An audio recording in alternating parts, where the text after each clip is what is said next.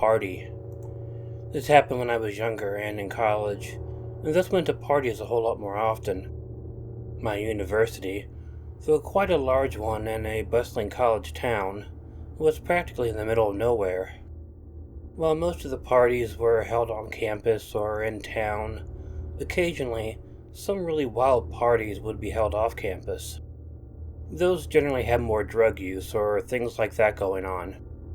They were safer to hold out in the middle of nowhere because you were less likely to bother neighbors and thus much less likely to have the police called to the party for any reason. I had heard about this party from a frat buddy of mine.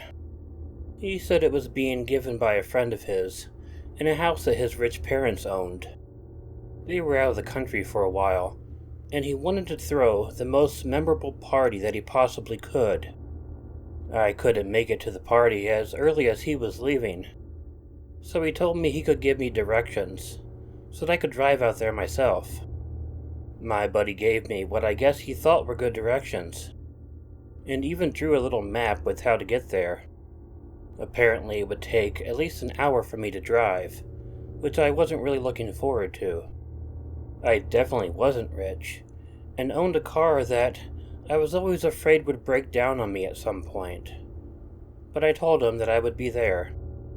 It was already dark outside when I left, but it wasn't too late at night. However, to make matters worse, it seemed like it was going to storm too. It wasn't raining yet, for which I was thankful, but there was plenty of thunder and lightning. I hated driving in the rain, so I tried to drive a little faster, so I could hopefully get to the party before the storm broke. It was difficult finding a way to this place. Now, I knew that the guy's house was up on a hill. It was supposed to have been built with a log cabin sort of look to it. It was a vacation home that his parents barely ever used, but I guess when they wanted to have the feeling of being isolated from the world. There were several times that I think I might have missed the turnoff to head up into the hills. It was very hard to see the street signs. Also, a few times, there weren't any street signs at all. There were just roads that pulled off onto a hill. I kept wondering if maybe one of them was the road that I was supposed to have turned on. I couldn't really think that my frat buddy was the best guy in the world at giving directions. I finally pulled off a road that wasn't my road. The reason I did this is because I had been out for way too long, and I was sure that I had missed the turn. I thought I would backtrack a little bit. However, I needed somewhere to turn around. I figured that I would find a driveway somewhere and just pull in and out of that. No sooner had I begun driving on the hill, but the rain finally began to come down. And it began coming down pretty hard. That was all I needed to happen. It was already dark and so hard to see on this road, it became nearly impossible to see after that. My headlights were as much of a hindrance as they were helpful. I kept driving, not coming up to any driveways or homes at all.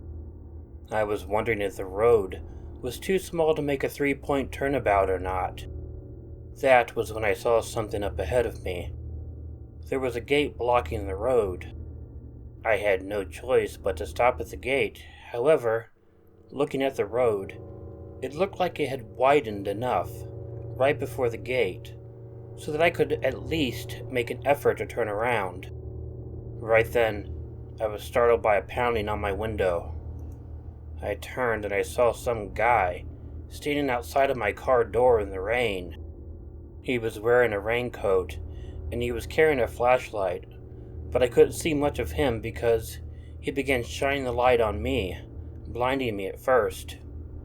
"You're not supposed to be here," he yelled at me. "Get the hell out of here." I kept trying to maneuver my car around, and now it was even more difficult with him standing there. Plus, he kept yelling at me to get the hell out, so I was panicked. He kept pounding his fist on the window while screaming at me. I thought that was bad, but when I had the car half turned around, my headlights shined into the trees on the side of the road. There were two more people in raincoats standing there. They didn't look very pleased, and were carrying what I thought were guns. That sent my panic up so much higher. "Get the hell out of here!" he kept yelling, and believe me, I was trying. It wasn't easy though. I was so scared that I almost didn't care if I hit the guy or not. When I got my car around as much as I could, I turned the wheel as sharply as I could and I hit the gas. It took a moment, likely because the dirt road was so wet, but I was finally able to pull away from the scary guy and his friends. I drove off of that road then as quickly as I could. When I got back to the main road, I was just thankful as hell to be off of that hill. I decided just to skip the party and head back to campus where I was safe. My frat buddy wondered, of course, why I never made it to the party. I told him, but he didn't believe me for some reason. He just thought I decided not to go and was making excuses. I told the story several times in his presence, but he never believed it. Bedroom. I grew up in the same house for my entire childhood. My parents had bought it before I was born, and they lived in it until they passed away. Right now, my siblings and I all own the house, although no one currently lives in it. I had my own bedroom growing up too. This was great to never have to share a room with someone else. But sometimes it could be a little scary to have one's own room. And this story was the scariest thing that had happened in that room. Now, I do remember though, that although I always had my own bedroom, I did change rooms with my younger sister at one point. My parents didn't tell us why they were making the change at the time. On occasion, I would get a really uneasy feeling when I was alone in the newer bedroom. It would come out of nowhere, and it would just linger on for a bit. It wasn't ever anything serious, though. When I was 16 years old, I was laying in my bed reading. When I got too tired to do any more reading, I turned the lights off and tried to go to sleep. However, when I did this, that uneasy feeling that I would sometimes get came back, and for some reason I had this desire to go and open my closet door and check in there before going back to bed. It was a little nighttime ritual that I had not done in a long time, but normally after I would drift off to sleep with no problem. Obviously, nothing was in the closet when I checked, so I went back into bed and turned my lamp off. I laid on my side, which is how I slept, facing the window, which looked out into the backyard of the house. I immediately jumped out of bed and screamed as loud as I could. There was someone standing in the backyard, looking in my bedroom window. I couldn't make it out perfectly, but it was the top half of a human face, from the nose on up, and whoever it was, they were looking right at me. I switched on my lamp, and by the time my eyes were adjusted, the man was gone. My mom and dad both came running into the room, asking me what was wrong. When I explained it to them, they almost seemed relieved. However, my dad told my mom that he would go and check out the backyard, just to be sure. I wasn't sure what he meant by that. Finally, my mom told me why it was that she had switched rooms with my younger sister. Apparently, for a long period of time, my younger sister had complained about some guy watching her from her window. She never saw his full face, just the top half of his face, but she always saw the eyes looking at her. However, when my dad would go out and check the backyard, there was never anyone there. My parents had chalked the experiences up to my younger sister's imagination. They thought if they switched bedrooms, the bedroom that I was previously in was on the second floor, that my younger sister would stop imagining things. After switching, she never mentioned the person looking in her window ever again. and that was years and years before this happened. My parents eventually mostly forgot about it. My dad came back and confirmed that there was no one in the backyard. They asked me if my younger sister had told me about this before, and I told them no. I had never even suspected such a thing. They seemed a bit doubtful, but also mildly freaked out that this had happened again. When I mentioned it to my younger sister, she definitely remembered it. She had been much younger when it had happened, but said that face was burned into her memory. Although I never saw the face again, we were both sure there was something supernatural happening in our backyard. Wrong turn. Well, this is probably the worst thing that happened to me in my life. It happened to me when I was simply going out for a walk. I live out in the mountains, in a very nice house. I enjoyed very much taking walks in the wilderness. On this day I got some water and a little food for a snack in my bag. I set out to go for a walk in the woods.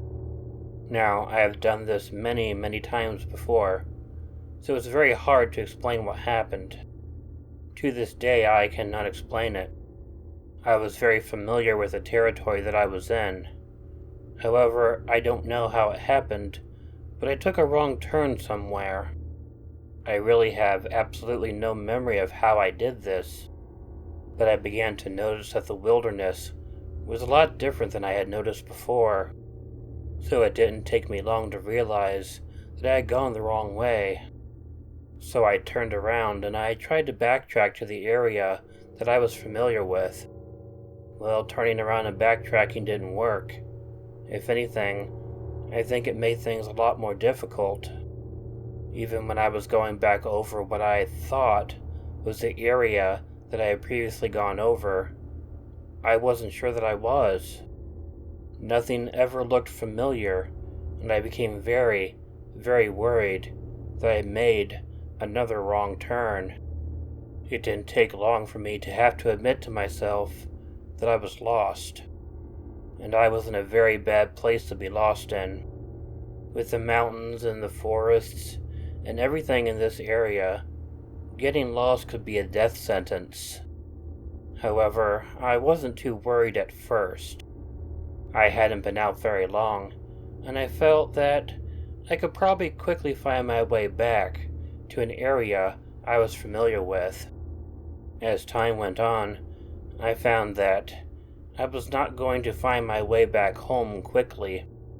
So as the day got later and later, and I kept not recognizing anything, I began to worry.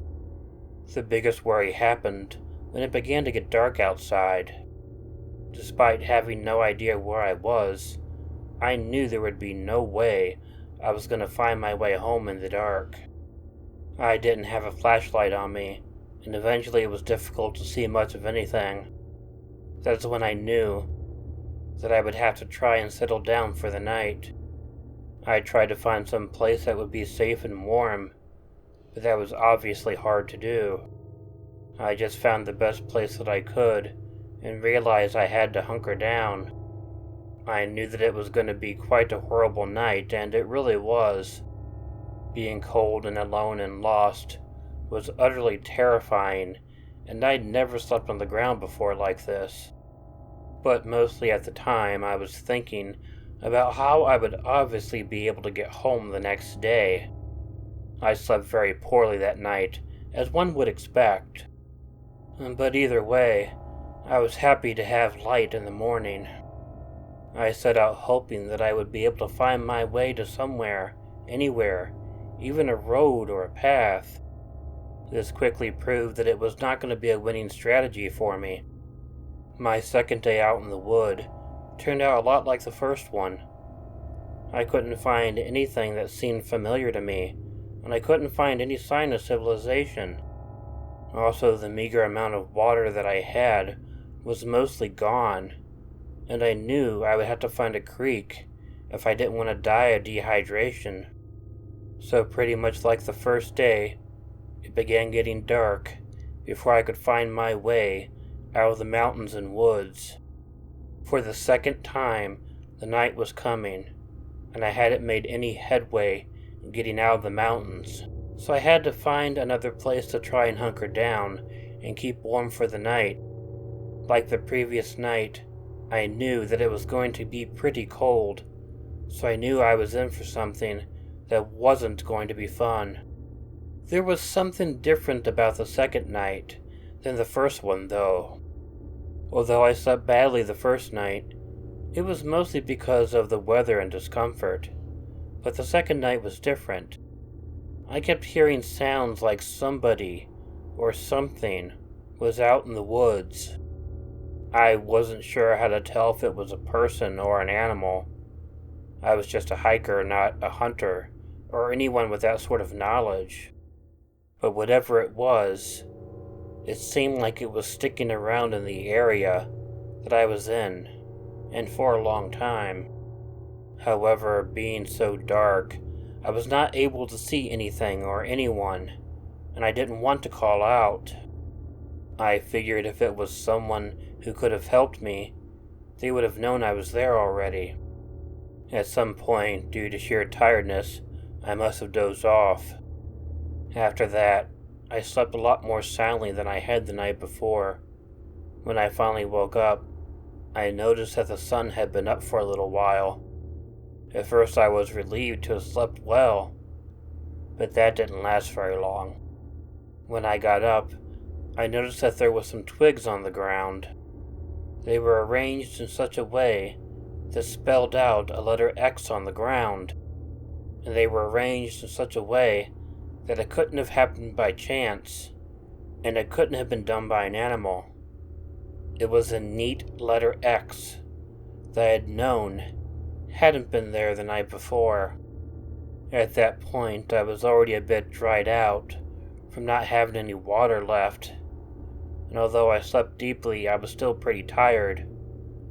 I was worried about how long I could survive out here on my own against the elements. The last thing I needed was some strange or crazy person out here with me. So on the third day, I just tried even harder to try and find my way out of the area. I wasn't too worried about anything as long as it was light outside. It was incredibly bright outside, and I hadn't seen anyone out in the woods yet. I also didn't hear anyone out there with me during the daytime. After a while, I eventually found a really small stream. I was able to get some water to drink, which was the best thing at that moment. I was still hungry, but there wasn't much I could do about that. The stream led to a creek, but that didn't help me out very much. It didn't seem like I was any closer to finding a way out of there. I didn't find my way out again that day. Once again, I had to sleep out in the woods. Only this time, I was much more terrified than I had been before.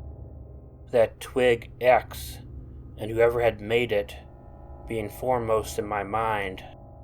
Despite being scared, I still managed to sleep on and off. I think not having had any food made that a lot easier. Like before, I eventually drifted off and had at least a few hours of some pretty deep sleep. I woke up the next day to something even more terrifying than the X from the previous night. Not far from where I was sleeping, there was a slaughtered rodent of some type lying on the ground. Scrawled in the dirt was the word, "Leave." I got up quickly that morning and set off again, determined more than ever to get myself back to safety. I was completely terrified at that point. Obviously, someone didn't want me out there any more than I wanted to be out there. Sometime in what I figured was the afternoon, I was in an open area on the side of a hill. That was when I saw someone emerge from the trees. I thought back to the X, to the rodent, and to the leave message, and I was about to turn and run before I heard them call out my name, and then I heard them yell to someone else. I'm glad I didn't run because there had been a search party put together to come out and find me. They didn't have the highest hopes because I'd been gone for so long and were pretty surprised when they found me. Fortunately, they had brought me some food and fresher water with them, so I was able to have that. I told them about the scary things I had seen, but most of them seemed to think I was just delirious. I knew better than that, however.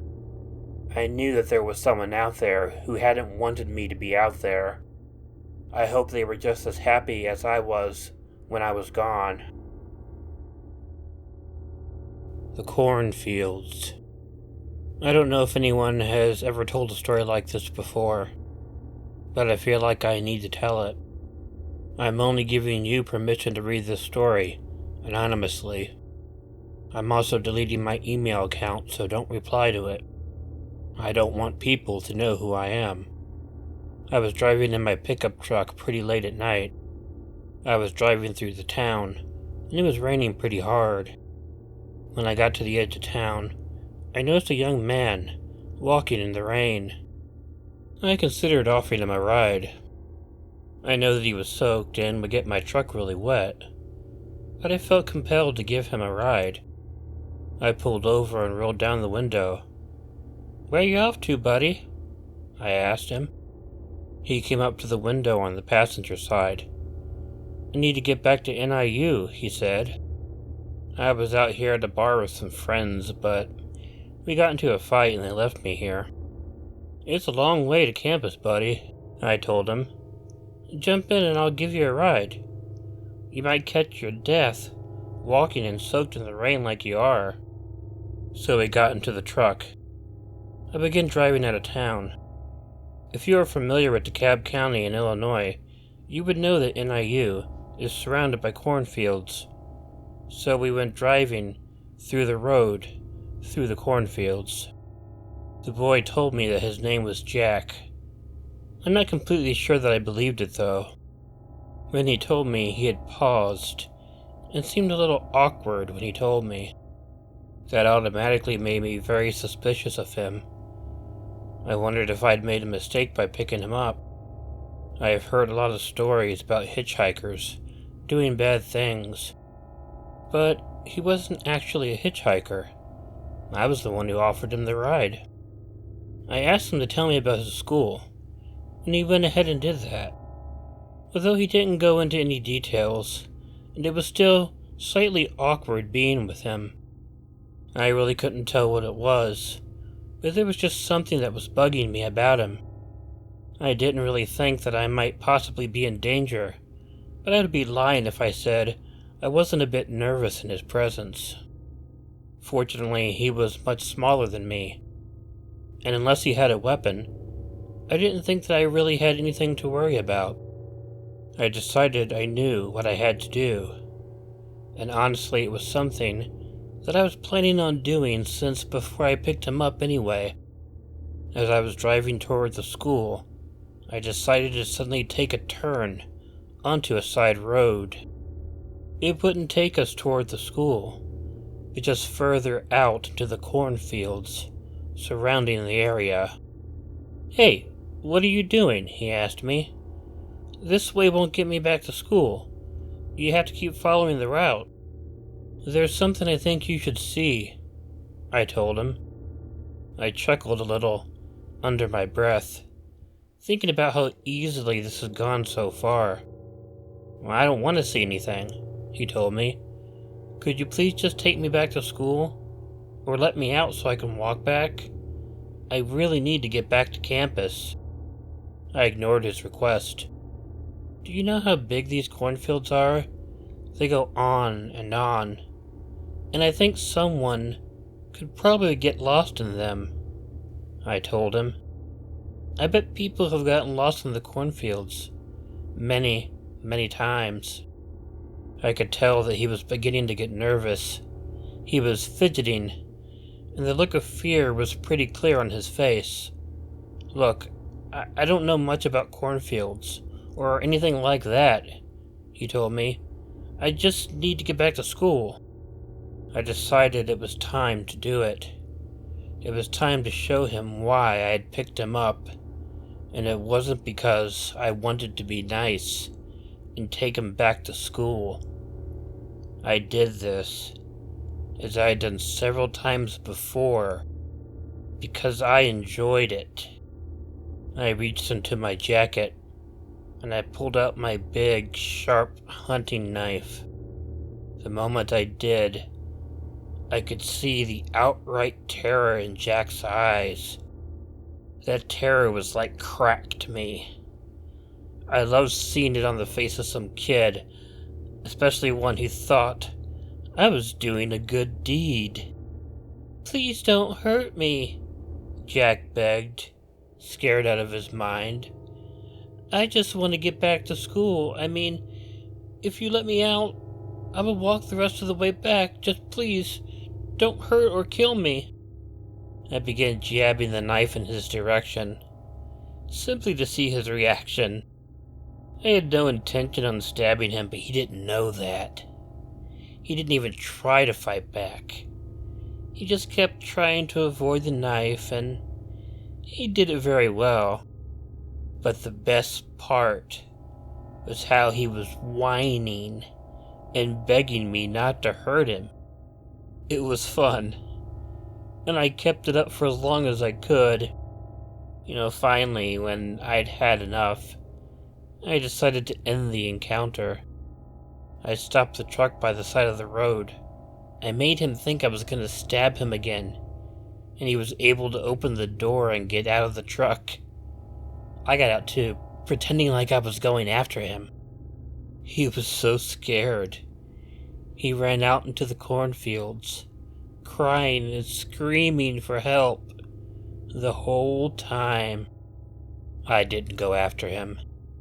He would keep running and hiding, thinking that I had gone after him. I was okay with thinking that.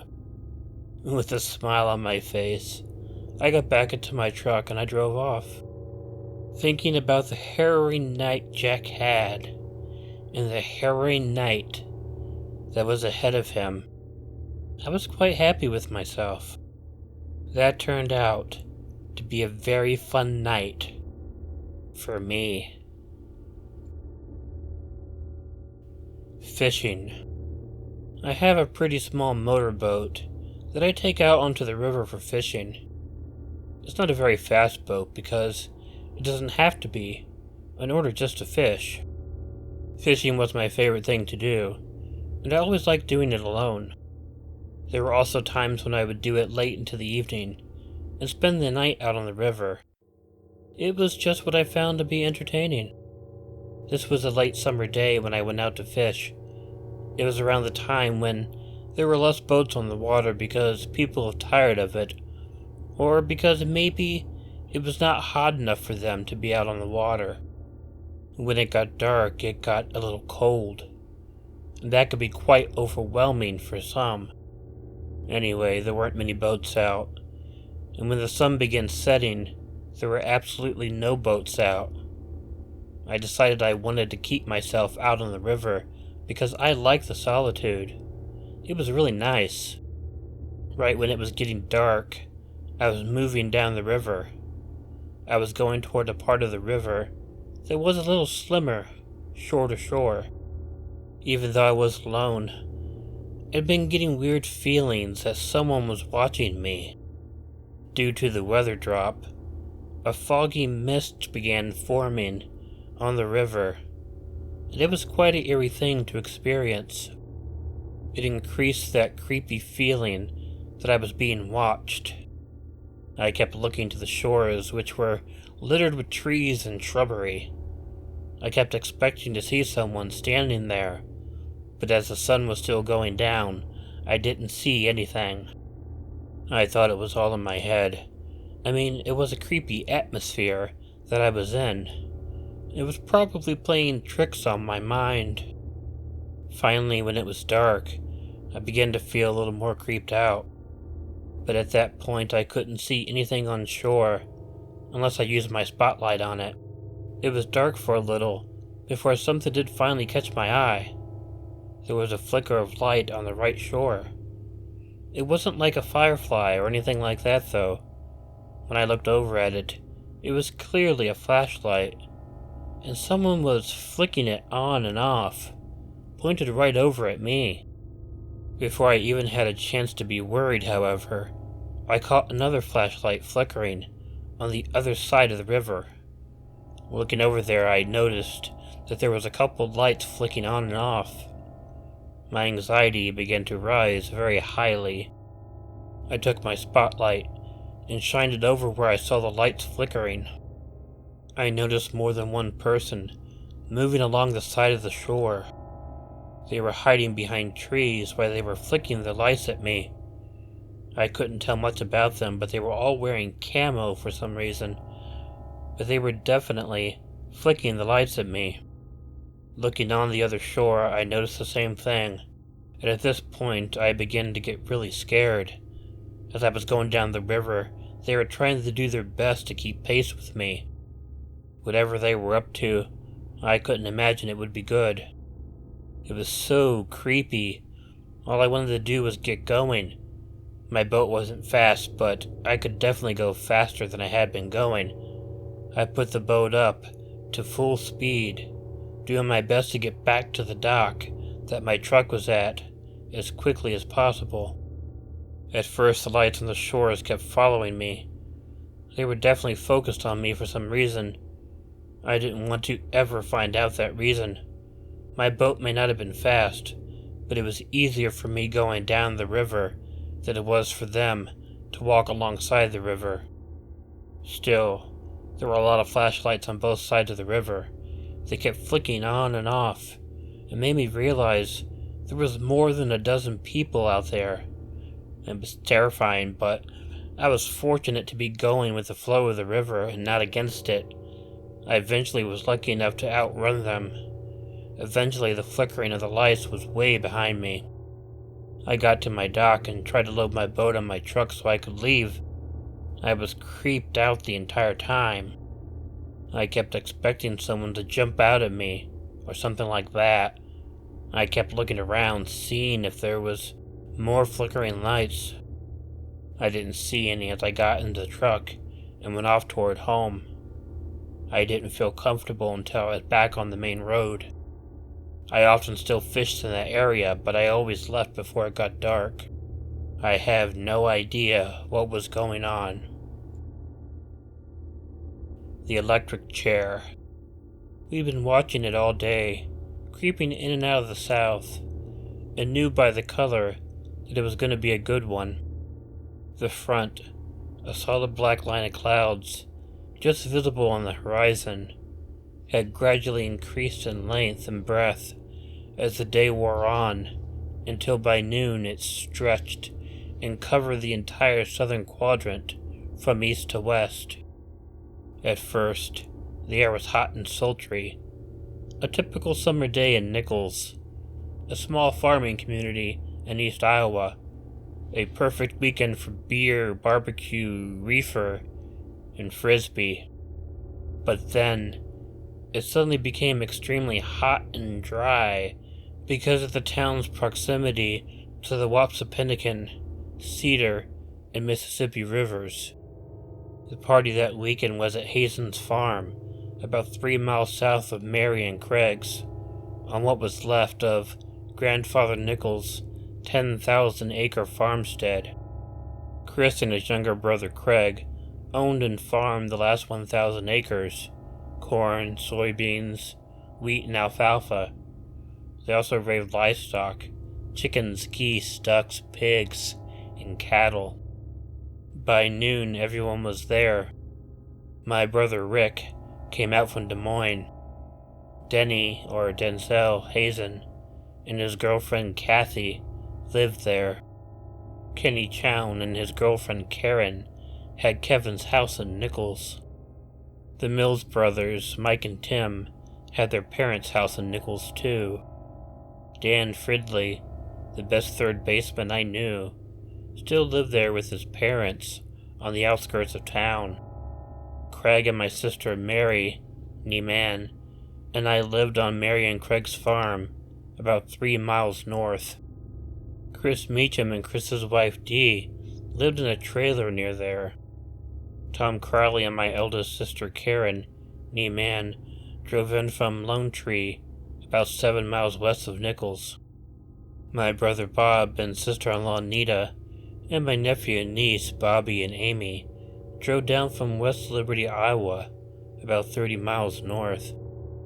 And a smattering of the usual local yokels, everybody knew and were always welcome, because like us, they were ready, willing, and able to help out and have fun, play some volleyball and frisbee, drink some keg beer, liquor, and smoke some homegrown and chow down on some deep pit pork the Mills brothers had hunted and shot one of the river alts of the estuary islands out along the Mississippi River the week before. The pigs were wild, mean as hell, and dangerous. They got 2-year-olds. Denny mentioned for me to accompany him to the windmill that was in the middle of the property.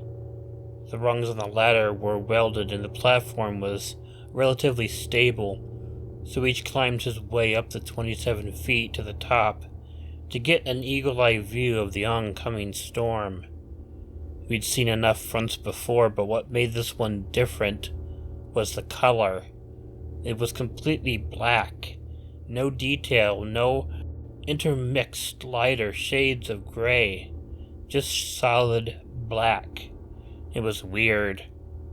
Oh, we shared a doobie, looking out over the farm and fields to the south with Nichols, the town Craig, and Chris's grandfather was named after, to the east, and to the north and west, nothing but thousands of acres of farmland.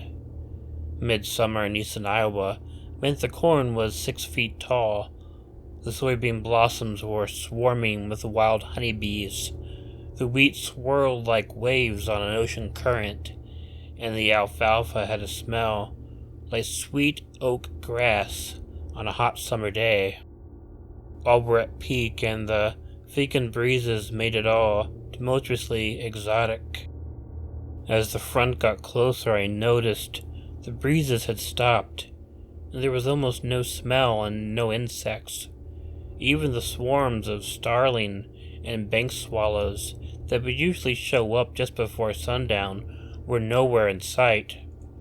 It was as if everything was in a state of suspended animation, waiting. But for what?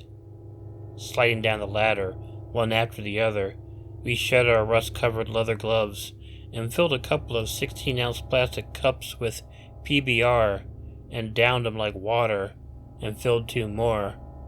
Mike was passing around the WT-101 and a big bamboo blunt, and in seconds we were all in 7th heaven.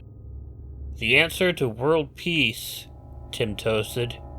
Kevin, donning that illegal smile, who just bought a new Ford F-150, started talking about starting a hauling business.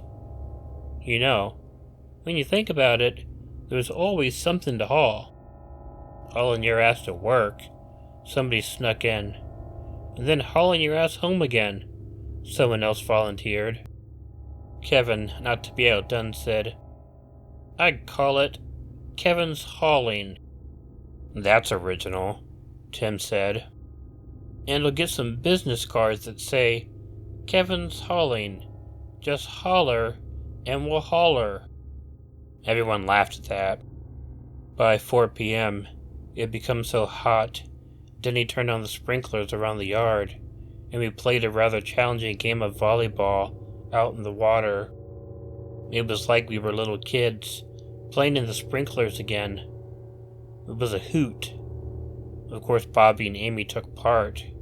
We only quit when the mud was so slick we could barely volley anymore. Looking up from a failed dig that slid me all the way under the other team's side of the net, I crouched there panting, laughing, covered in mud, and could just make out the unnaturally black storm front out of the corner of my eye. It had silently encroached upon us in the southwest setting sun. Calling off my other extracurricular yard activities, we decided to move the whole shebang indoors, or at least onto the surrounding porch, where the only thing we would have to deal with would be the wild honeybees that had infiltrated the entire north and west side of the farmhouse. The hive upon hive, decades in the making, would eventually have to be removed, along with the queen, because after all those dynasties of comb building, the north and west sides of the house buckled and collapsed under their own weight about a year later, leaving just the bare studs and joists, looking not unlike the firebombed cities of Hamburg and Dresden after World War II. A lot of us, and a lot of Nichols locals, eventually pitched in and helped rebuild the north and west sides of the farmhouse, including part of the dry, rotted porch and railing. I kinda miss the wild honeybees buzzing just on the other side of the wall, though. By about midnight, most of the locals had gone home, and the rest of us were either sacked out in our campers and tents, in beds or cots, or on couches and chairs Denny had around the place. The rest of us hardcores were out taking turns, looking through the binoculars or telescopes that some of us had brought to watch the weirdest weather phenomena any of us had ever seen. Early on there had been lightning, but no discernible thunder. It was like heat lightning, but in different colors. There was white, blue, pink, green, and yellow, all going off intermittently and at the same time. We watched it slowly engulf the surrounding area and farmhouse, leaving a hole, like the eye of the hurricane straight above us.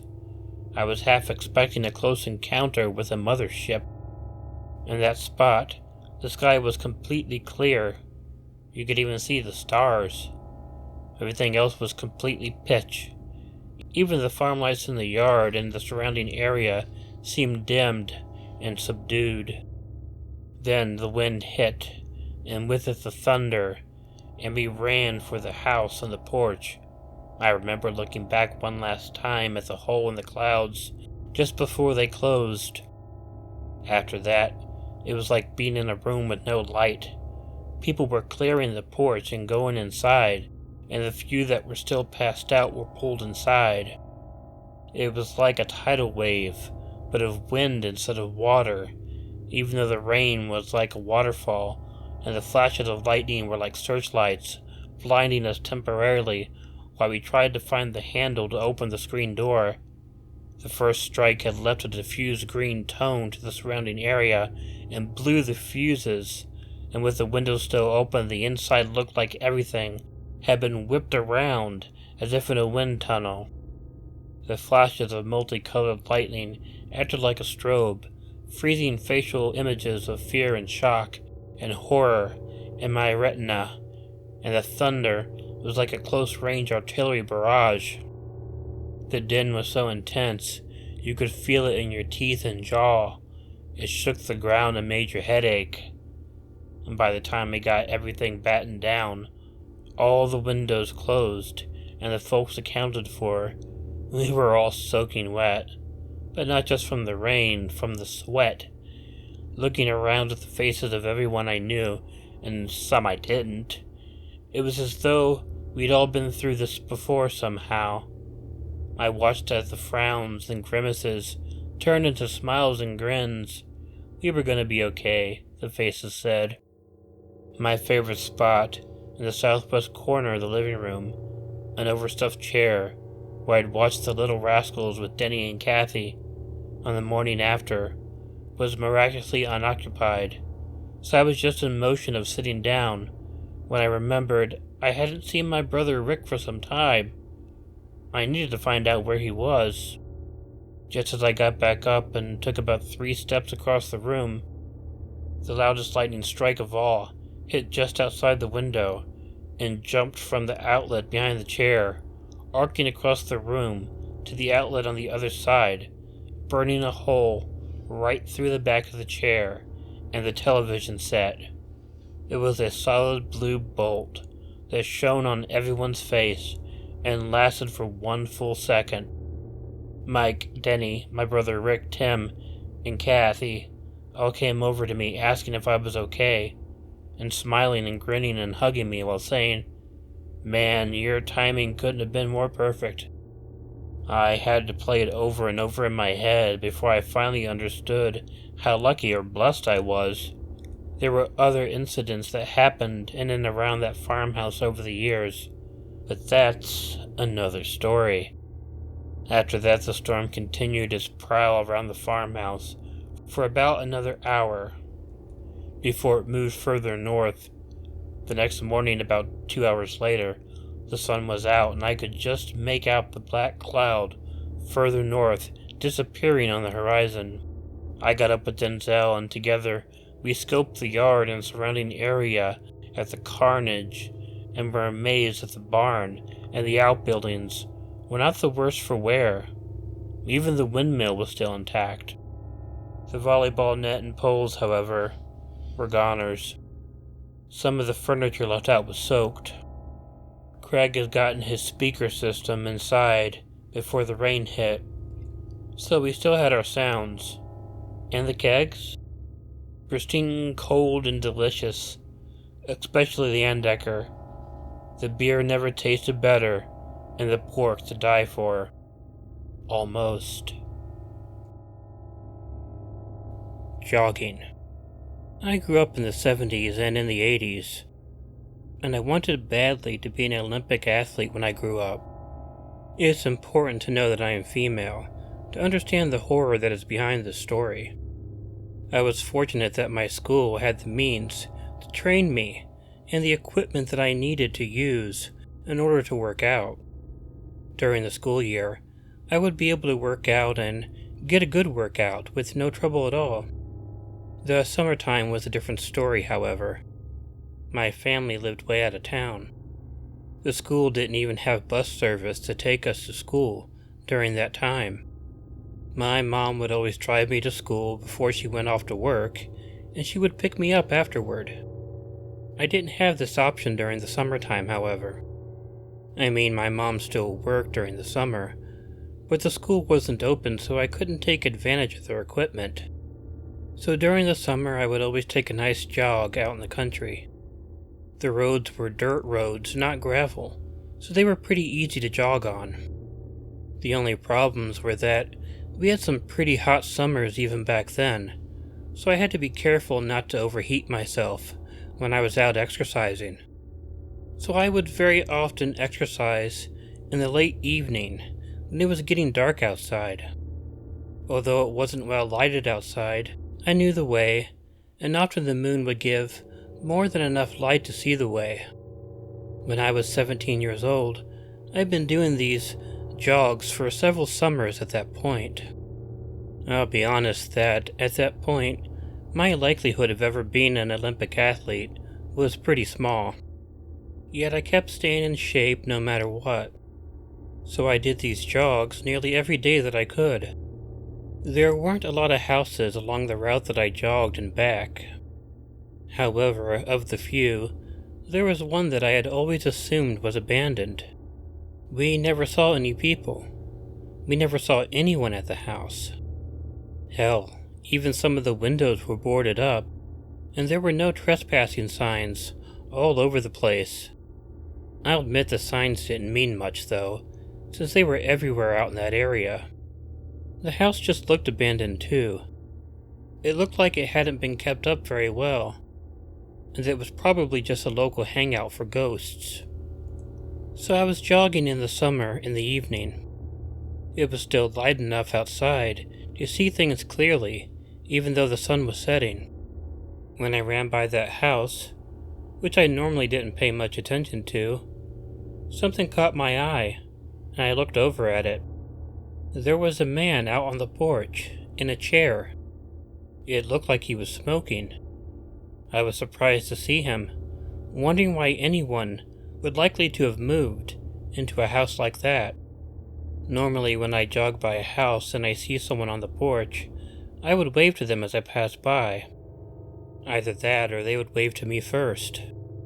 But I was so surprised to see someone at the house that I didn't even think to give a friendly wave. I just jogged on, suddenly lost in my thoughts about what was going on. The next few days that I was out jogging, I didn't see the man sitting on the porch again. However, not seeing him there made the jogs a lot less comfortable for some reason. I mean, I don't know why, but I began getting a really uneasy feeling every time that I passed the house, both on my jog out and my jog in. I told myself that the feeling was only because of the fact that I had seen someone at the supposedly abandoned and very creepy house. But regardless of the reasoning, though, I felt uneasy every time that I jogged by that house. It might have been about a week or so after that, when I was doing my nightly jog, that I noticed something else. I finally saw the person sitting on the porch again. Although this time when he also saw me, he got up, and then he walked into the house. I still failed to do a friendly wave because I was still surprised to have seen him again. I got to the point in my jog when I turned around to go back toward home. It was dark at that point, and although the moon was full, it was still a little scary. And I don't know why, but I began getting that uneasy feeling the closer that I had been getting back to that house. I mean, we all get feelings like that from time to time, and you can't shake it no matter what. So you know how I must feel as I jogged on by. I was listening to my Walkman, as I do every time I went for a jog. That was one thing you could say about a lot of 80s music, was that it was good to exercise to. It kept me going, and thankfully, the music helped me relax a little as I ran toward the house. I ran up to it, feeling nervous, but I passed it without anything happening, and then I felt a whole lot better. I had a little ways to go before I got home, but I did feel like I was able to relax a little bit more. As I was running, the strangest thing happened. It felt like something touched me from behind, as if someone were jogging right behind me. However, it was a light touch, but it still surprised me. Only slowing down slightly, I looked over my left shoulder. I was horrified to see the guy from the house running behind me. There was enough light for me to know that it was him, without a shadow of a doubt. And he was chasing me. It was then that I realized that the man must have been trying to grab me, but perhaps I was fast enough that I was able to escape his grasp. That was all I could think of, but for the split second that I saw the look on his face, the crazed, insane, and in my viewpoint, evil look, that I was truly scared for the first time. I did the only thing that I could do, and take off as quickly as I could. I was just jogging previously, but now I put everything into high gear and I did my best to run fast. The first few times I checked back over my shoulder, I saw the guy in pursuit of me. However, it was obvious that he wasn't in the same condition that I was, and was falling behind me. But there was no doubt that he was still trying. I ran as fast as I could, and stopped looking back after the first few times. I just wanted to get home, knowing that my dad was home, and would absolutely protect me from this creep. So I ran, and when I got to my driveway, I ran up it and to the door. The moment I stopped to open the door, I expected to be grabbed and pulled away from the door, but that didn't happen. I got inside of the door and closed it shut and locked it. There were 3 rectangular windows on the door, and I looked through them, trying to see if anyone was out there.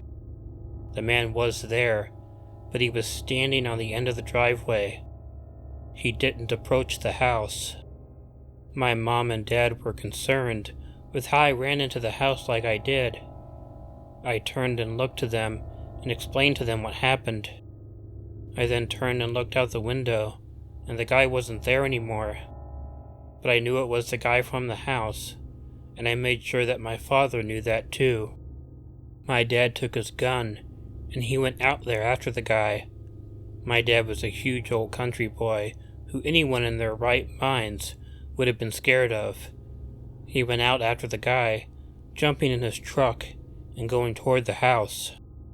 My mom didn't call the police because she was worried that my dad might get into trouble. We simply waited for him to get back. It took a while for my father to get back, and it was a bit nerve-wracking waiting for it, but he arrived back.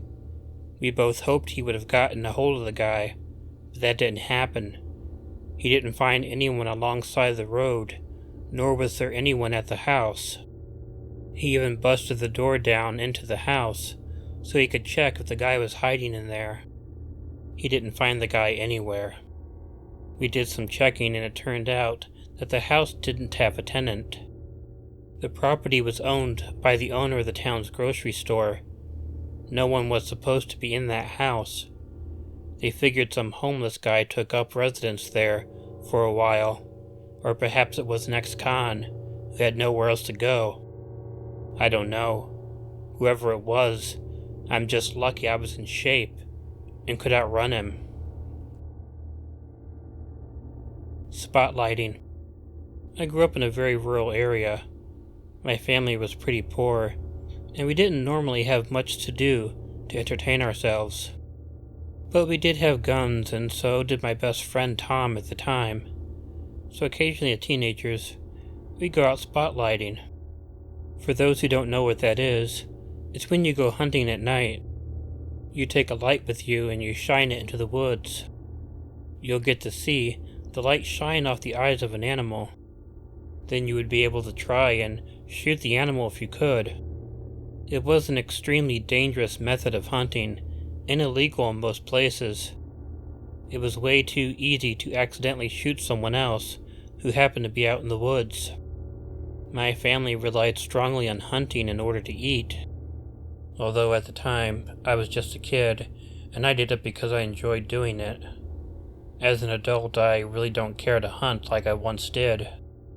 But anything that I might have shot, I would definitely have brought back home with me. Tom and I had gotten pretty deep into the woods, and had no luck finding anything. We never had too much luck hunting anyway, because we weren't very good at being quiet when we went out. Plus, I always wondered, if you were shining the lights all over the place, if you didn't scare off all the animals beforehand, so you couldn't get anything. Honestly though, we were just bored, and out for something to do. We didn't really know if we were gonna actually get anything, you know. After a while, the light disappeared, and Tom grabbed me from behind. I jumped, and then was about to admonish him because I had the gun, and he had the flashlight. I was about to tell him that he definitely didn't want to be shot. He immediately told me to be quiet, though. Tom got close to me and said, "There's a huge guy out there," in a whisper. I only saw him from behind, so I turned out the light, so he might not know we're out here. I was confused to why he seemed so cautious.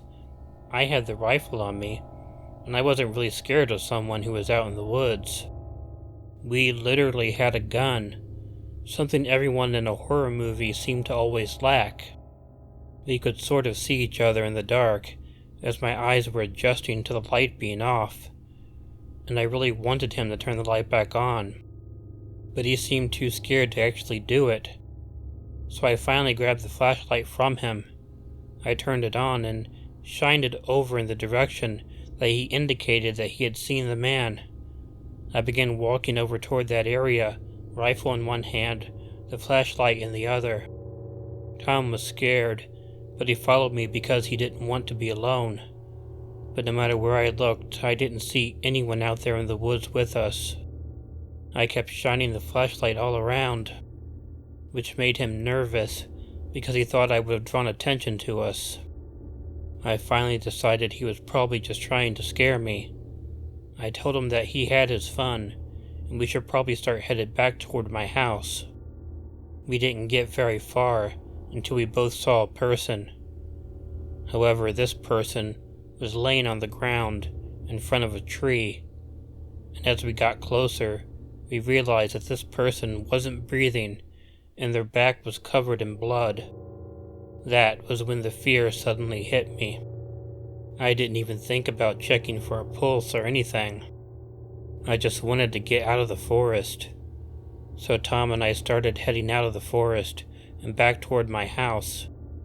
It took us a while to get there, but we still called the police when we got home. The police found the body, and it was definitely dead. He had been stabbed several times in the back. They questioned both of us, but I told them that Tom had been the only one to see a guy going through the woods. I had no way to describe the person to them. Our experience made living in that area really scary. It also created a lot of buzz around Tom and I, which wasn't too comfortable. I mean, if the murderer had read the newspaper, he would know we were out there that night. That made simply going to sleep a scary thing, and we stayed out of the woods for a while after that. No one was ever charged with the crime. I'm sure that because neither Tom or I were ever contacted about having to identify anyone. Not that I could have anyway, but as far as I'm aware, there is a murder that is left unsolved to this day. Platform. I have never gone hunting in my lifetime, and I don't ever plan on it. I have nothing against people who do. I just know that it is not for me. That being said, if I don't know the terminology that hunters use for things, then I apologize. When I was about 13 years old, my parents bought a really large rural property. Other than the area that we had our house on, it included acres of woods that surrounded the house. It didn't take long until after we moved in that I began exploring this area. I would end up spending a whole lot of time out there too, letting my imagination run wild. Since there weren't any houses anywhere close to me, I would always be doing this out by myself. There were no other kids for miles around. Within the first couple months of us living in the house, I found something that truly interested me. There was a platform up in a tree. It had a trap door in it and a retractable rope ladder that hung down from it. I found it pretty fascinating. I was able to get the ladder down and climbed up through the trap door onto the platform. I found that I could see quite a bit around the woods from up there, and I liked it. When I told my dad about it, he told me that it was something used by hunters. They would hang out on the platform for hours and hours, waiting for deer or something else to shoot. He explained to me why a deer hunter needed to be hanging out on a tree, but I have to admit that I don't remember much about that. The fact was, the platform was sturdy, so I had a place in the woods that I could camp out on every now and then. I figured it would be better than sleeping on the ground. When I was 15, I had spent plenty of time over the previous 2 years hanging out on that platform. I would go and sometimes even camp out on it in the middle of summer, and throughout the whole time, I never had anything strange happen. So that is what makes what eventually did happen all the scarier. It was a late summer day, and I decided to spend the night out on the platform. I got myself a flashlight, my comic books, sleeping bag, some food and drink, and some other things to go out for the night. I let my parents know where I was going, and that I would be back home in the morning. I was in a pretty good mood that day, as I recall, and I was looking forward to what I thought would be a really good night. Well, I will fast forward past all the normal stuff about going out and setting up. I'll get straight into what happened that night. It was dark, and I had been on the platform for quite a while. I had 2 sources of light, a regular flashlight and a book light.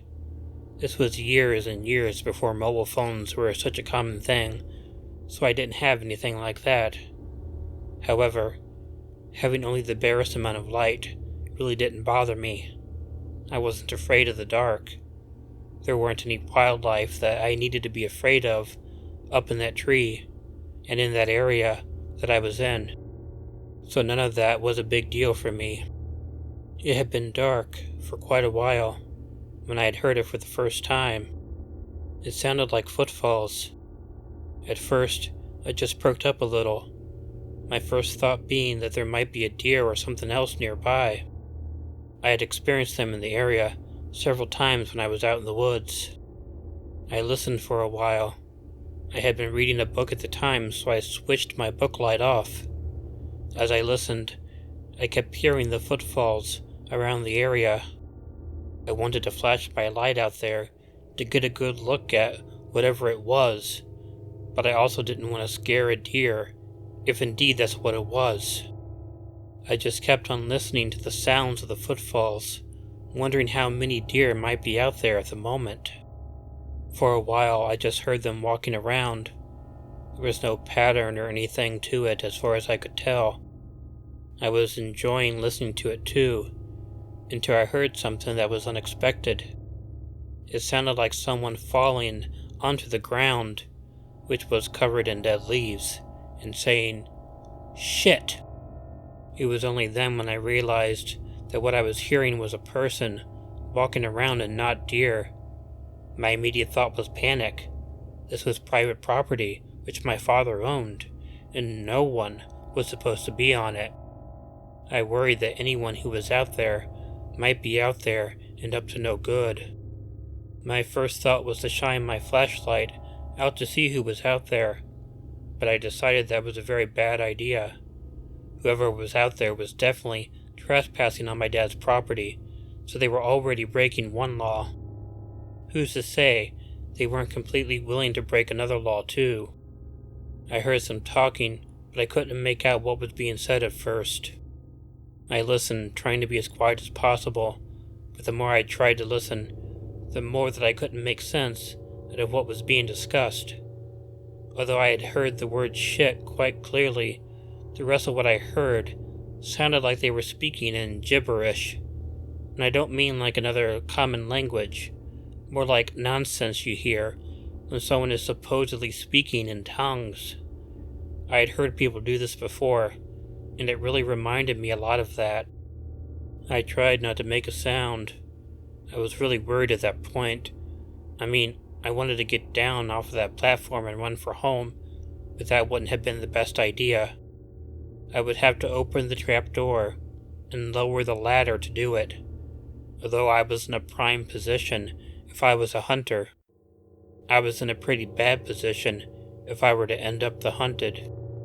I wouldn't have time to get down the tree before they noticed me. The strange noises got closer, and they got louder as they got closer. And still, I couldn't understand a word they were speaking. It was more of that weird-sounding gibberish. Soon, they were standing right under the platform, by the trunk of the tree that I was hiding in. I could hear them talking, so to speak, right under me. I had never in my life tried to be more silent than I had at that point. I was scared that in my trying to be quiet, that I was going to end up making a noise that would give me away. I was as conscious of the sound of my breathing as I was of the strange language being spoken by them. It seemed like they were under my tree forever. I kept waiting for them to figure out the platform was in the tree and find a way to get up on it. It was the freakiest moments of my entire life. Finally, I heard them begin to walk away from my tree. I wanted to breathe a sigh of relief, but I really didn't want to make a noise. I also wanted to get out of that tree and go home, but I didn't do that either. I did the only thing I could, just remain up on the platform, trying to be as quiet as possible. Despite the nervousness and the fear, I eventually did fall asleep. I woke up in the morning with a shock, mad at myself for falling asleep. I immediately got down from the tree and made my way home in the safety of the sunlight. Although that wasn't the last time that I went out to the platform, it was the last time I ever spent the night out on it. I think my parents thought that I was making the story up. I had once told them I had seen a ghost, and they thought I was making that up too, so they didn't seem to believe me. But whatever those things were out that night, whatever weird people or weird something else. I definitely heard them, and I'm glad I haven't ever again. The house. I always remember the ride to my grandma's house when I was younger. We lived in a different state than she did. The majority of the ride would be us driving on the interstate. When we got closer to the area that she lived in, we would get off the road and onto the local roads. But I always knew that we were almost to Grandma's house when we began going down the dirt road that led to our house.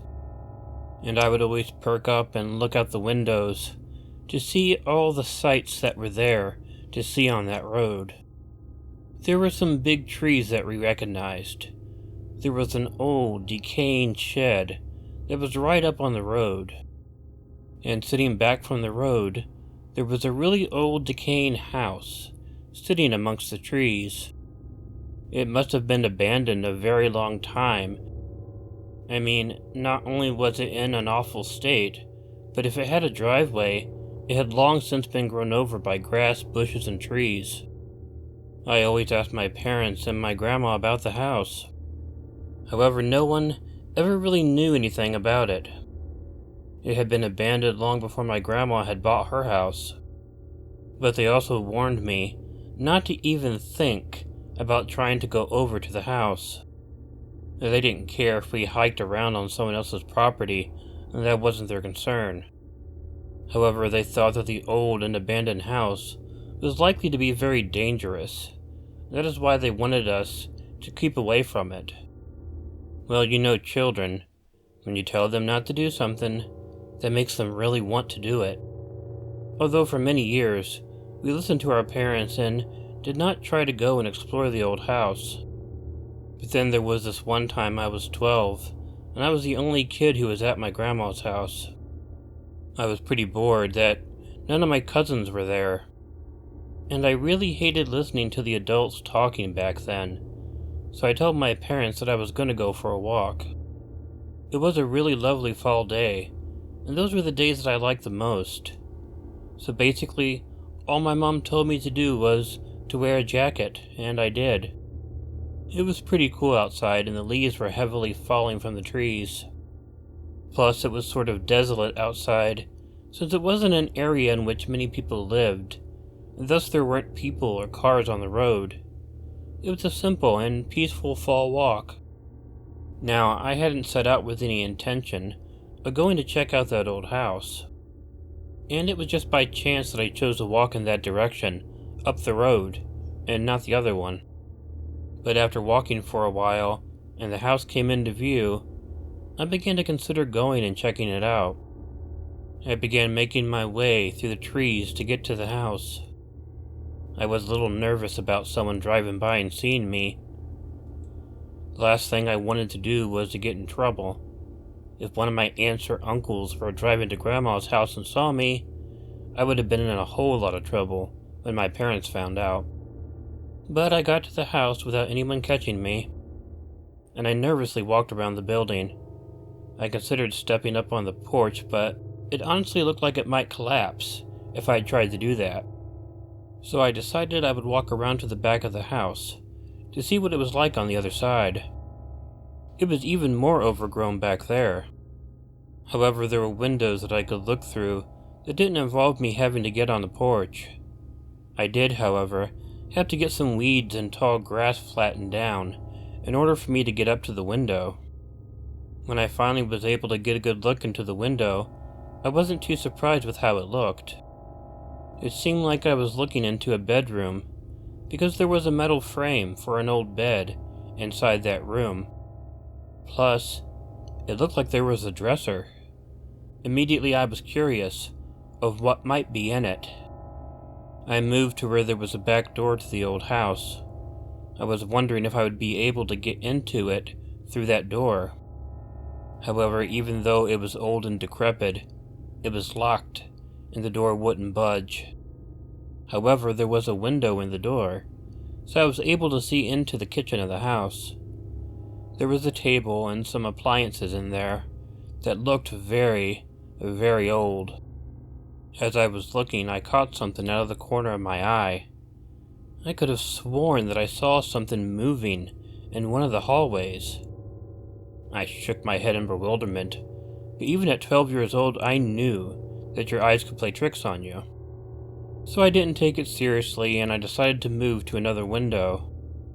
I also reconsidered trying out the front porch to see if I was able to get into the house through that door. I had already forgotten the movement that I thought I saw.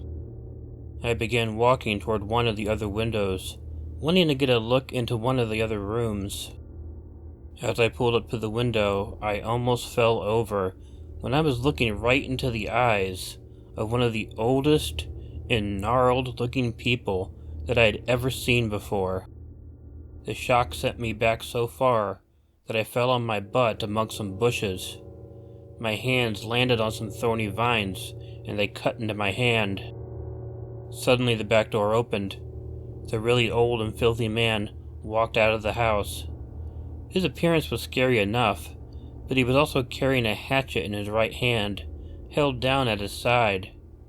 He was talking to me, but I was only able to make out a few words that he had uttered. It was something along the lines of, "You stupid to try and break into my house. I cut you up good, boy." He lifted the hatchet up. Fortunately for me, he was a very, very old and frail man, and although scary, he couldn't move very fast, so I was able to get up off the ground faster than he could get to me. It hurt badly getting up because I had thorns in my hands, but I didn't pay much attention to the pain. The guy was so close to me that, if I didn't book as quickly as possible, I knew that this crazy guy was going to mess me up. I got up and I ran away from him through the woods. My goal, however, was to try and get back to the dirt road. It would be easiest to run back to my grandma's house that way. Other than for a few moments, though, it didn't seem like the old man was chasing me, so I was able to slow down once I got back to the road. Looking back at the house, I didn't see any sign of him at all. But I was still so scared about what had happened that I had to hurry my way back to Grandma's house. I didn't tell them what happened until years later. I was able to explain the cuts and stuff just from simple hiking. However, I was more scared of the possible punishment I would get for being on that property.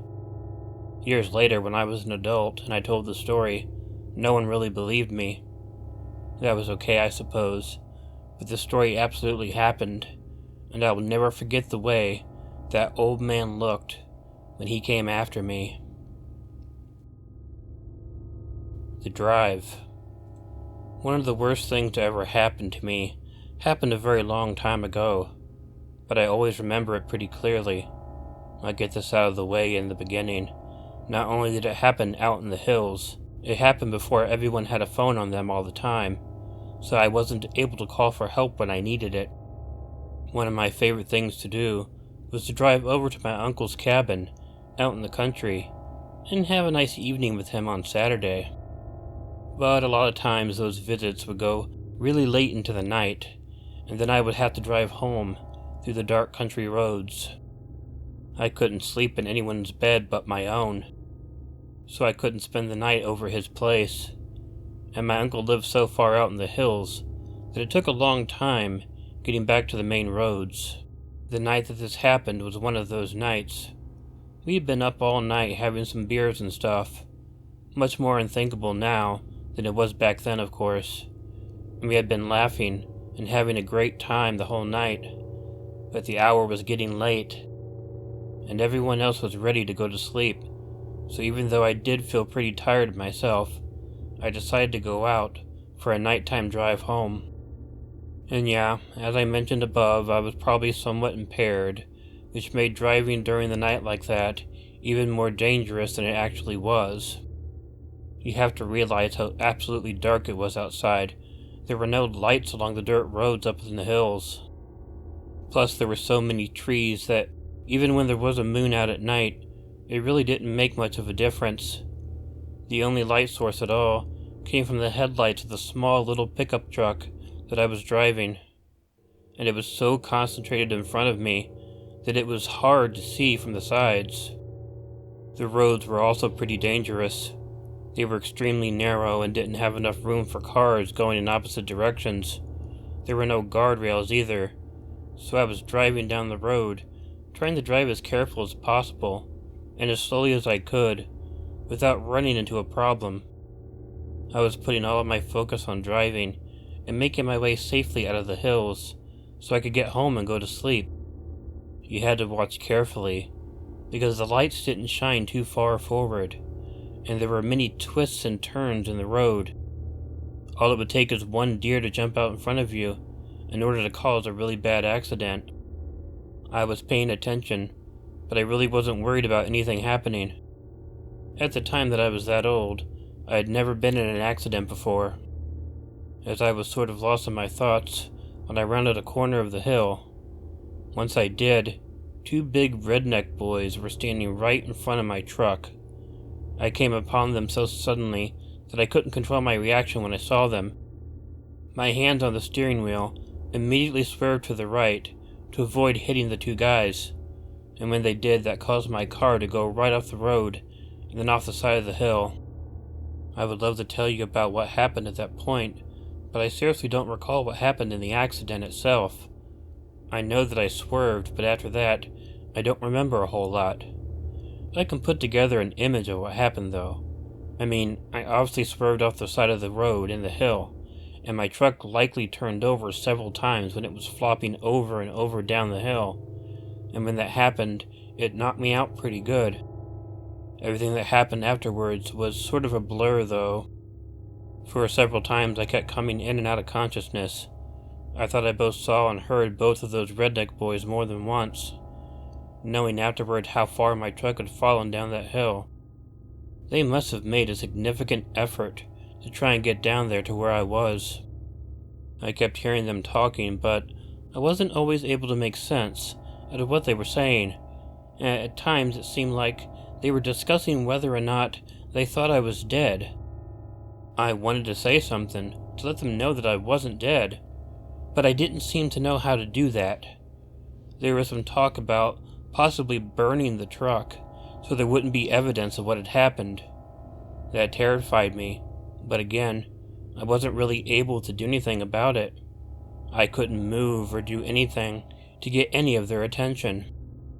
I knew that they had opened the cab of the truck at some point, and I found out later that they had taken my wallet as well, since it was never found.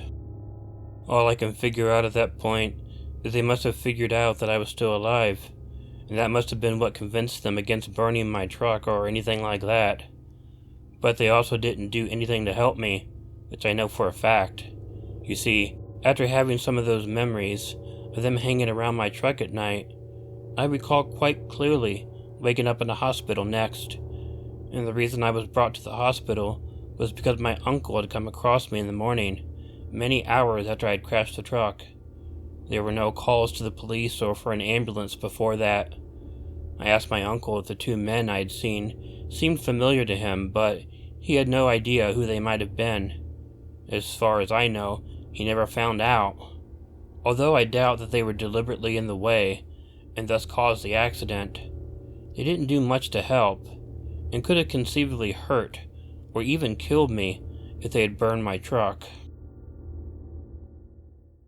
The walk. This happened to me when I was only 14 years old. It was after my parents had begun working at home, and were able then to move out to the country. They had always said that they had planned on moving out there if they could ever afford it. Both of them were raised in rural areas, but went to college and stayed in the city after they graduated. Once they were able to afford it, there had always been plans to move out to the country, though. I was an only child, so I didn't have brothers or sisters to keep me company. My parents also chose to move at the end of the school year, so I could finish up that school year before moving. While I'm happy that they did that, it also kept me from being able to make new friends at school before the summer break. We were also in an extremely rural area, and there wasn't much of an opportunity to make friends either. So a lot of that summer was just spent with me doing my own thing. It was the first time in my life that I didn't have friends, so it was rather difficult for me. And it had also but not too long after I started getting more interested in girls, and it didn't help that I would have so many thoughts about them but no contact. Although I think I might have been a lot different than a lot of guys my age. I would have these big romantic fantasies rather than just sex, sex, sex. I would go for walks after my parents went to sleep. It was just a way to lose myself in my thoughts, which was one of my favorite things at the time. And the night that this weird story happened, I was just on one of my regular late-night walks. I can't tell you how long I'd been out walking, lost deep in my thoughts, when I began hearing a strange noise outside. It was really hard to make out what the noise was, but I would sometimes hear it coming from different areas. I didn't get scared, however. I was just intrigued by whatever the strange noise could have been. But even as I kept walking and hearing these things, I did little to actually find out what was going on. I hadn't been out in the country very long, and I wasn't really used to the weird sounds that were out there. And I pretty much knew this too. So I just continued doing my thing, walking along. But then I heard a really weird shrieking noise, and when I did, I of course turned around to look in that direction. And when I did, I saw the scariest thing I ever seen in my life. There was this large, shadowy figure standing in the woods. That would have been frightening enough, but the thing actually had red, glowing eyes as well. Plus it seemed like they were looking right at me. I would like to think in retrospect I would have turned and ran away. But I thought I was seeing something that not many people would ever have a chance to see, and I wanted to take it all in, even though I was terrified. However, a few seconds after I saw it, the red eyes disappeared. Then suddenly the shadowy figure was gone too. It was at that point that I did get scared, and I turned and ran away, wanting to get back home after this weird experience. It wasn't until months later that I discovered the legend of the Mothman that was in the West Virginia area that we lived in. My mom never knew about the Mothman, but she remembered the collapse of the Silver Bridge very well. We lived in that area, and the fact that I saw something that had been described decades earlier was fascinating, but really scary. Night hunting. I don't know why there seems to be so many scary stories that happen out in the country. I don't know if it is because there are less people around, or because it is quiet and there's less light. But even I have a story that is terrifying and took place out in the country. When I grew up, my parents had a really large piece of land. It was all hills and trees and just a beautiful countryside. Both of my parents were hunters too, and I always think it's funny to tell people about that. My dad died before she did, but even when the woman was in her 40s, 50s, and 60s, she would still take her gun out and go hunting. Growing up in a family like that, I was pretty much expected to learn how to hunt too. My dad would take me out at a very young age to teach me. At first I didn't like it, you know. Little kids don't like killing animals. But I got used to it as I grew older. I was not only okay with it, it became something I enjoyed doing. My family never hunted just for sport though. We did it to put food on the table, and anything I killed, I was expected to bring it home for that reason. Because I wasn't the biggest guy, even when I was a teenager, that meant I didn't concentrate on big things like deer or anything. I was very, very fond of squirrel though. Anyway, I was going coon hunting one night when I was 15 years old. I realized the thought of eating coons might throw some people off nowadays, but coon hunting was a pretty big thing where I was raised. And when I went coon hunting, I generally started out in the early evening and then went into the night. And I always stayed on the land that my dad owned. I never strayed onto property that wasn't ours. I also always preferred to do all of my hunting alone. I never went with my parents or my brothers or anything. It was something that I just always felt better when I was doing it alone. I took my air rifle, which was a present I got when I was 13 years old, and I still own, and my favorite dog, Bruno. I went out to do some hunting. For those who don't know much about coon hunting, it mostly is a nighttime thing, although some people will try to do it during the day, but I think that always brings less success. Normally, you let your dog loose to trail and then to tree the raccoon. Once the raccoon is in the tree, you shoot it. I was always comfortable hunting at night. No one instilled in me a fear of the dark, monsters, the supernatural, or anything like that. My mind was solely on the business at hand. I wasn't in any hurry in the early evening to find anything, really, so I didn't just let Bruno loose and chase after him right away. I liked the strolling out in the woods with the dog. And Bruno was a great dog at this too. He would always follow right beside me as I was walking, but he was still kept on a strong leash because that was necessary for coonhounds. When he would be raring to go, he would definitely be hard to control. He followed commands really well, and in my opinion, was the best hunting dog that we ever had. The evening turned into night, as I expected it would, before anything happened. Fortunately, I had a flashlight when I needed it. Although I picked this night because the moon was full, big, and bright, and I saw great in the dark. I didn't need the flashlight often, and Bruno, of course, didn't need the light at all. He had that big old nose to let him know what he was looking for. I was trying to be aware of everything that was around me. I had been hunting enough to drown out the cricket and the frog sounds. Bruno was still not very active, so I was pretty sure there were no coons around at all. But that wasn't a huge surprise. They weren't exactly plentiful on our property. But after a while he started pulling on his leash. He wanted to go after something, I could tell. I hadn't seen anything, so I turned my flashlight on. I kept looking around, hoping to catch the distinctive flash of yellow in the coon's eyes, but I didn't see that. Even so, I was about to take his leash off and let him go, but something stopped me. I think that everything seemed pretty quiet to me for a moment. Don't get me wrong. There were still those sounds of the night that I was used to, but I wasn't really hearing them.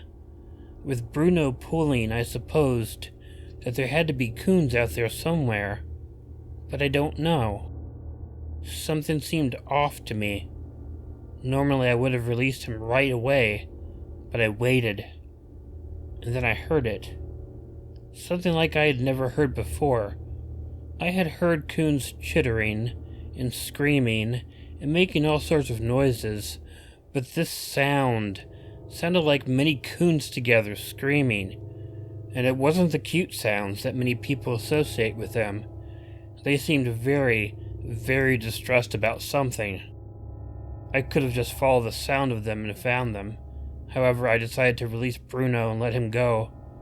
It was much easier to just follow him. But this time, I wasn't even thinking about treeing and shooting the coons. I wanted to know why they were making those noises. I ran and followed Bruno as he ran toward the sounds, or in his case, he could have been running towards the smell. I was shining the flashlight everywhere, trying to get some sight of what I was looking for, and finally I did. I got the flash of yellow, which let me know that I had spotted a treed coon, but still for some reason I didn't take my rifle to shoot the coon. I wanted to know why they seemed so distressed, and killing one of them in this situation just didn't feel right to me. As I got closer, I noticed something shocking. There was a guy, probably around the same age as me, on the ground. He looked like he was injured or something. Bruno was at the guy's side and he was completely ignoring the multitude of coons who were distressed in the trees. The guy was pretty badly beaten up. He saw me and immediately he started pleading me to help him. "He is gonna come back for me. My leg is hurt. Help, get me out of here." I tried to calm him down, but the guy was frantic. I couldn't get him to tell me what was going on. I figured he thought someone was trying to kill him. I found out later that when the attacker saw Bruno running toward him, he ran off into the woods. I figured the coons in the tree were screaming because they were distressed by the attack on the guy. When I asked him if I could try to help him stand, I noticed that he was bloody and had been stabbed in several places. Even though he was bleeding, though, I didn't think he was critically injured. As I was helping him to his feet, Bruno started barking. I didn't think anything of it at first. I mean, we were surrounded by treed coons. However, when I looked over in the direction that he ran in, my blood turned to ice in my veins. My flashlight shined on the scariest looking man that I'd ever seen. He was fat, had what looked like boils and scars all over his skin. His hair was long and unkempt, but the scariest part of him was the look in his eyes. I had never seen something more psychotic in my entire life. He looked like somebody who had just escaped from a institution for the criminally insane. And he had a hunting knife in his left hand. This time he didn't flinch as Bruno ran toward him. I guess he decided my coon dog wasn't something to be afraid of. Just the look of the guy caused me to freeze for a moment, terrified beyond belief. I had never seen a horror movie before. The closest I had ever come to that would be watching The Twilight Zone on television. This man looked like he belonged somewhere in the Twilight Zone. Fortunately, I was an experienced coon hunter and had instincts. I knew how to quickly use my rifle, and that was what I did. I dropped the flashlight to the ground and pulled up my rifle. The guy was even scarier looking in the dark, but at least I could still see him, and I still had the gun. I didn't hesitate. I didn't wait for this guy to do anything. He had a knife, and it was very obvious that he'd attacked this teenager. I shot at the guy. Now, I think I hit him, but I'm not completely sure. What I did know is that after the shot, he finally moved. But this included him running back into the forest, and then I didn't know where he was. I had good night vision, as I had mentioned before, but this was a different situation. I had a stabbed guy, screaming coons, and a barking dog to also deal with. Bruno did not chase the guy into the woods. I asked the guy on the ground if he could take the flashlight. He was strong enough to do so. He took it and he shined it in the different directions that I told him to, looking for the crazy man, but we didn't see anything. Don't get me wrong, not seeing anything was a relief. I didn't want to go after the guy. I didn't want Bruno to go after him either. All I wanted was to try and help this injured guy get to safety. I helped him up to his feet. Fortunately, his legs weren't hurt, so he was able to walk. He did sort of have to lean on me a little bit, but I needed him to watch with the flashlight in case the psycho came back, although I was sure that if he did, Bruno would let me know it before it happened. The coons had calmed down for the most part. I really didn't know what to think about their reaction. I mean, they may have just been distressed because they noticed two humans fighting in their vicinity, but I don't know. For some reason, I almost thought they were screaming to try and get help for the hurt guy. Or maybe they were trying to scare the crazy guy off, I don't know. What I do know is that they led Bruno and me to the scene, and probably saved this kid's life. Getting home was hard and terrifying. I kept expecting that guy to come back. Fortunately, I didn't see him again. But the entire time, I felt that he was out there, watching. I could feel those crazy eyes on me. I was able to get the kid, who I later learned to be named Vance, back to my parents' house. They took him to the hospital, which was a pretty long drive. I later learned that Vance was night hunting as well, but not for coons. That's why he didn't have a dog with him. He was attacked out of nowhere by the crazy guy. He didn't know the guy. It was just a random attack. The guy came out of the blue and just began stabbing him. That's when the coons started screaming and Bruno came running to them. This happened back in the 1970s. About a month later, a dead body was found in the woods, stabbed to death. They never caught who did it, though. But in my mind, I knew who the killer was. As for me, I didn't hunt coons after that. There was something about my experience with them that changed it for me. I couldn't bring myself to shoot them anymore, even though I had many times before. I have an appreciation for them that I never had before. Vance healed up fine, and we ended up being friends for a while until we drifted apart. But he never went hunting again. I understand why. Country driving. When I was a teenager, I liked to go over to a friend's house and have some beers with him. My family really didn't care that I was drinking, but that's the way things really were back then. There wasn't really a lot of things to do out where we lived, so drinking beer and chewing tobacco were things a lot of us teen boys did. The only problem is that I didn't have a car. My friend Troy had a pickup truck, and he would pick me up and drive me down to his house. He would normally drive me home too, because that was just normal back then. Almost every guy I knew, when he was driving, would have a beer sitting between his legs. So on this night we were drinking beers and shooting the shit. Somewhere around 1 o'clock in the morning, Troy wanted to go driving out into the hills. He liked doing that late at night, and we decided to bring his younger brother Jess with us. We were 17 and Jess was 14. Troy had been letting Jess have some beer that night too. So we packed into the cab of the truck, with Jess in the middle. I loved driving through the hills at night, but I also knew that Troy could be a bit of a dick when he wanted to be, and especially when he was drinking.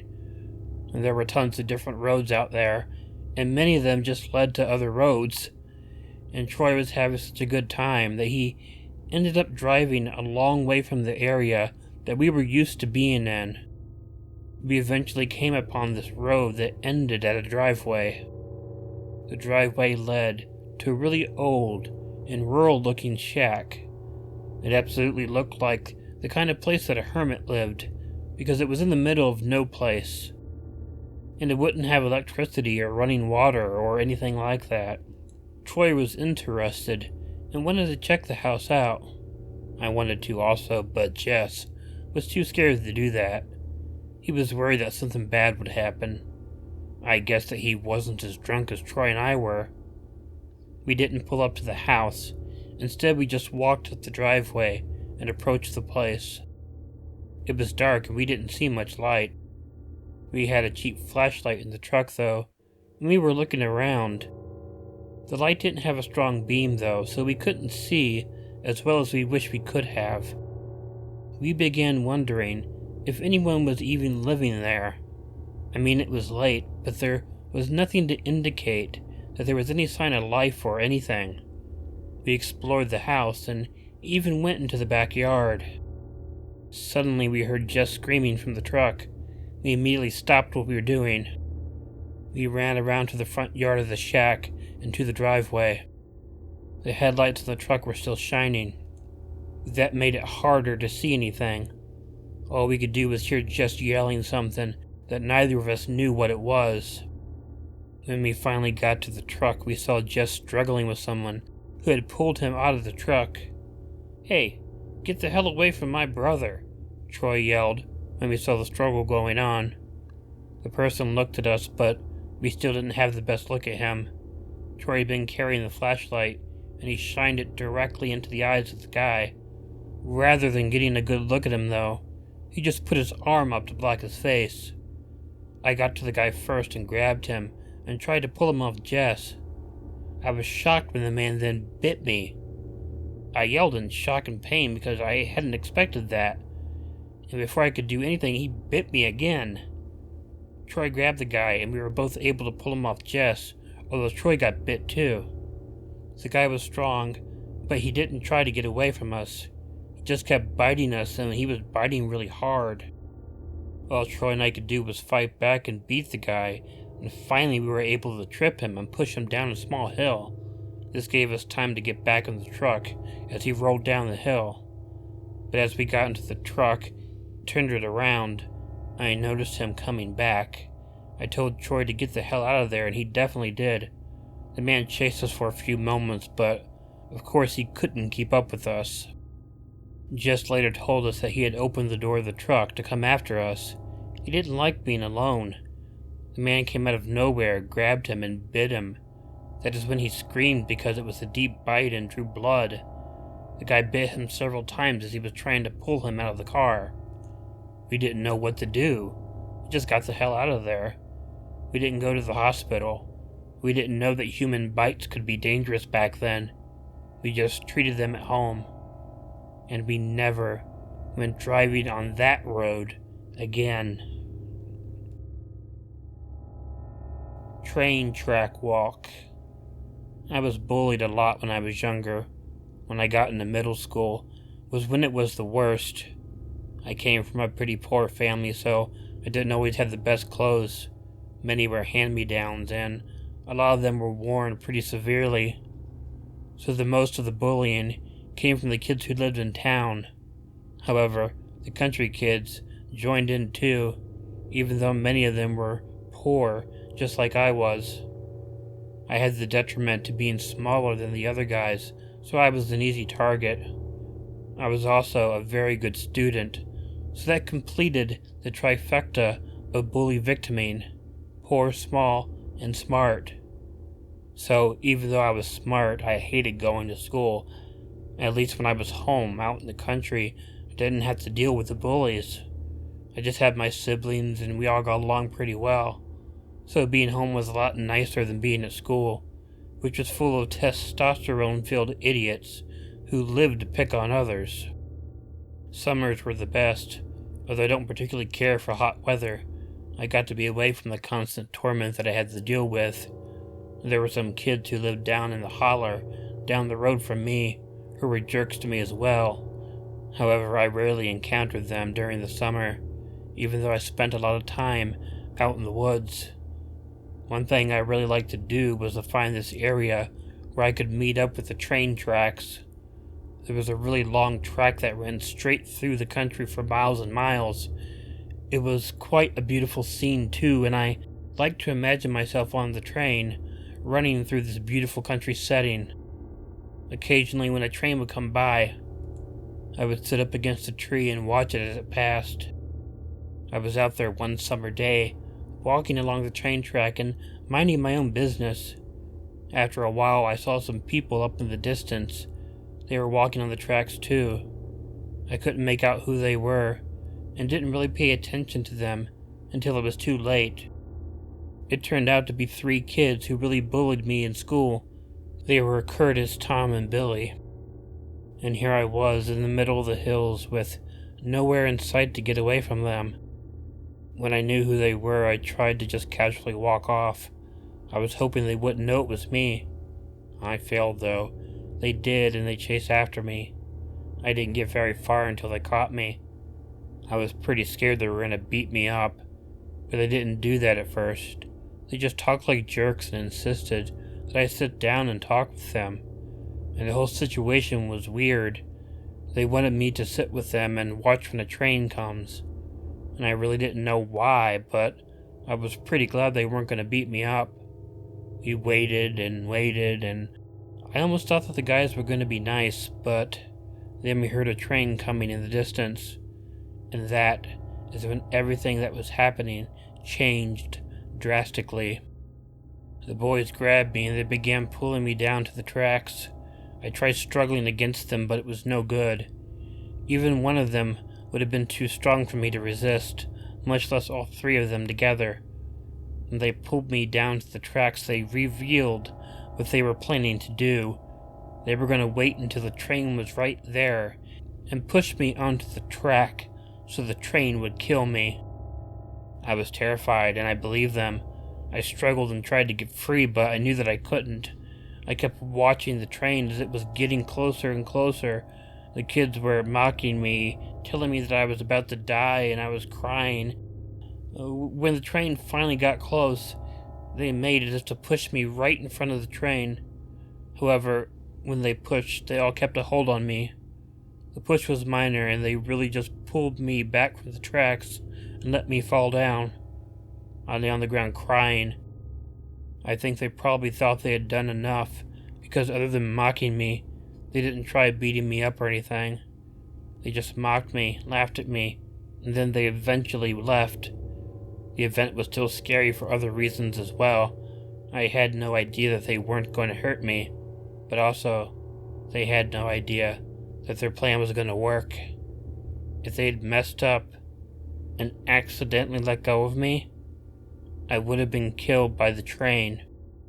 I didn't tell anyone about the incident, and I guess they didn't either. They probably thought that they would get into trouble. I was just embarrassed, and I didn't want anyone to know.